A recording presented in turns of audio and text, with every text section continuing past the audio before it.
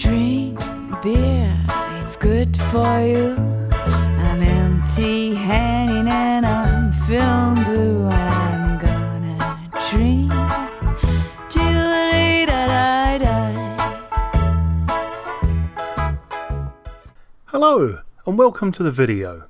In this video I shall be looking closely at the topic of brewing strong beers using double or reiterated mashing done with high efficiency in mind using your Grainfather. The Grainfather is rated as such that it can use up to 9 kilos of malt in its grain basket when you use the standard pipework. The problem is that if you were to mash 9 kilos of malt in one go, then the actual efficiency that you would get from that amount of grain would be far lower than if you were to actually split that batch into two and perform two mashes. This is of course not just a Grainfather issue, it's something that affects any brewing equipment from homebrew through to commercial brewing systems. To illustrate this properly, let me show you the numbers. In most recipes you will find that an overall efficiency of 75% is used.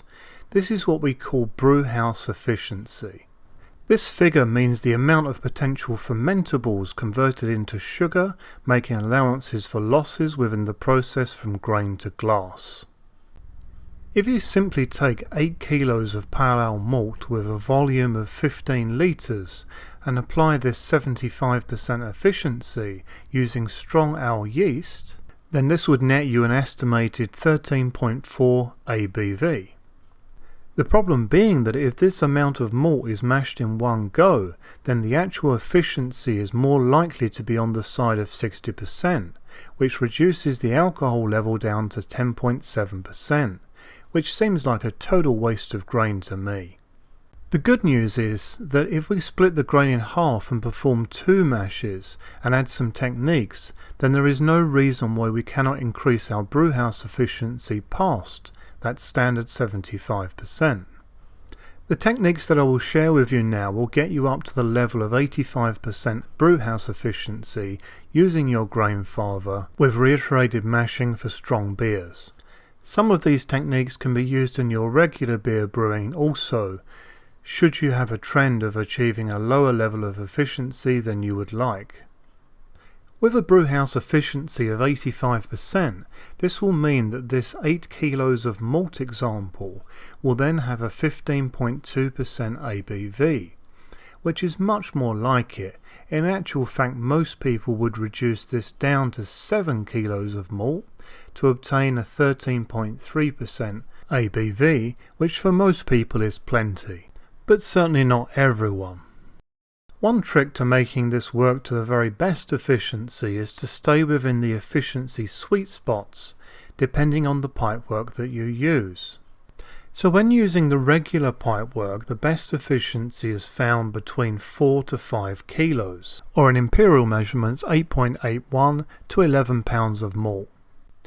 If you are using the small batch pipework, then the sweet spot for the best efficiency is between 2.5 to 3.5 kilos, or in imperial measurements between 5.5 to 7.71 pounds of malt. So in this example of our 15 litres of 13.3% beer, we would be better off using the small batch pipework to keep this brew in the efficiency sweet spot. We will split the 7 kilos of malt into two separate mashes of 3.5 kilos each.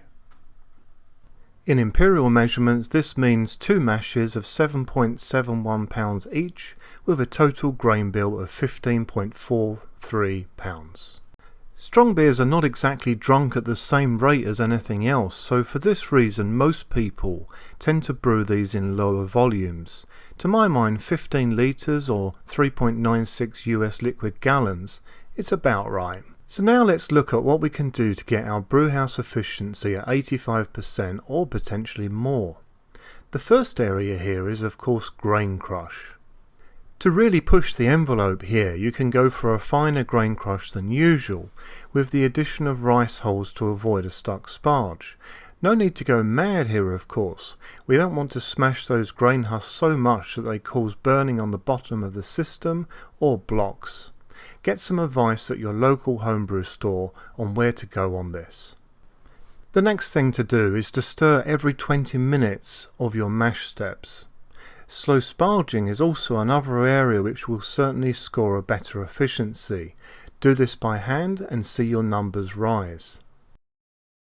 If you are using a Connect controller, then you will want to use manual mode, because we are brewing in a different way to what is defined by the Connect's brewing automation. Perhaps reiterated mashing will be added later on. I will now go through the full process in steps to illustrate further. I will just use metric measurements, but Imperial users should still understand what is going on. As always, feel free to ask questions later. Our first step is that we need to calculate our water volumes. Using the online Grainfather calculator, we can see that for a 15-litre batch with 3.5 kilos of malt, our mash water will be 12.95 litres and our sparge water is at 9.85 litres. This calculator and others can be found on the main Grainfather website at the address on the screen now. So for our first mash in this example, we will use 3.5 kilograms of malt and 12.95 litres of mash water. We will mash for 1 hour, stirring every 20 minutes. To do this, simply remove the top plate and give the mash a good stir from every angle you can for approximately 3 to 5 minutes. When you first set this stirring up, then you will need to stop the pump, but once you have removed the top plate and can stir, then you can resume the pump. Just be sure to move the recirculation arm to a safe position for your hands while stirring. After this mash is complete, raise up to 75 degrees C as usual and perform mash out. At this point, reduce the temperature on your controller down to mash in temperature. Now sparge with your 9.85 litres of water. I would suggest sparging with cold and perhaps some hot water here, keeping an eye on the temperature. You want to get the temperature back to your mash in temperature. Do not worry about using cold water here, it has no bearing on your efficiency. Once you are confident that all of your sparge water has washed through the grain, and feel free to use the top plate to squeeze the last amount out here, then it's time to remove the first amount of grain from the grain basket and replace it with our second half. It is now time to do your second mash. Add the grain basket with the fresh grain in it to the system to your existing wort. Do your second mash now, repeating the same steps of stirring as previously. Once mash in is complete, then proceed directly to mash out. It's important to remember to do this step on both of the mashes. It's an important part of the process. We are now at the stage of your second sparge, and this has a variation to the norm. You will actually need to look at the wort volume you have in your Grainfather. You will then need to sparge to make up your desired pre-boil volume.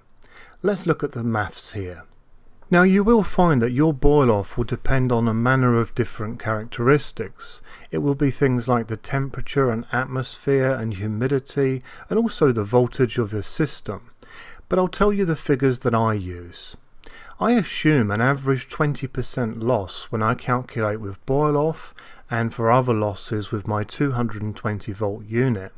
So my pre-boil volume in this case will be 18 litres. So if I see that at this stage of my brew I have a wort volume of 15 litres for example, then I will top up this second mash with a sparge of 3 litres. This is probably in line with what you should expect from your second sparge for this type of brew.